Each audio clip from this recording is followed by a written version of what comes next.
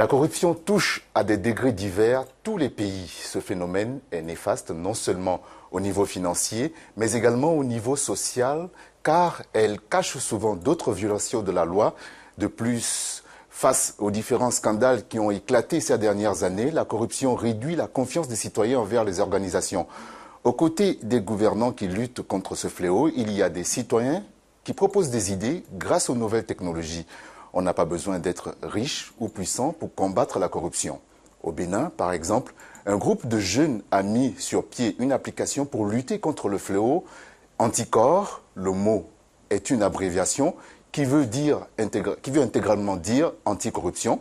C'est un dispositif qui permet de dénoncer des actes de corruption et fournira des informations sur l'état de ce phénomène au Bénin.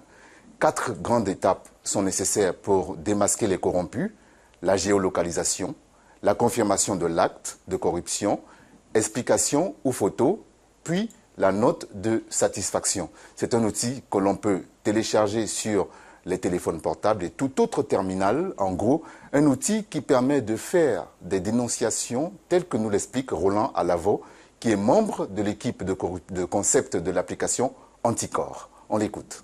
Anticorps, c'est cette application qui lutte contre la corruption sur 3 volets. Le premier volet, c'est l'information.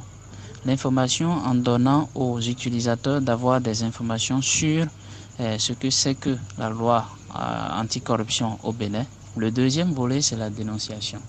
La dénonciation en mettant à la disposition des utilisateurs le numéro vert de l'autorité de lutte contre la corruption au Bénin et qu'ils peuvent appeler donc et soumettre leur plainte. Sur la base des réactions qu'ont reçues sa plainte, nous classons les entreprises top corrompues du mois. Le classement de ces entreprises est fait pour viser 2 objectifs.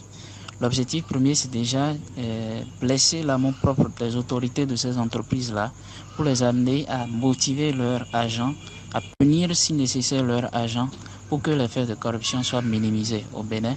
Et ensuite, de remonter ces entreprises top corrompues au niveau de l'autorité, de façon à ce que, oui, ces entreprises-là soient approchées, qu'on essaye de comprendre ce qui se passe dans ces entreprises.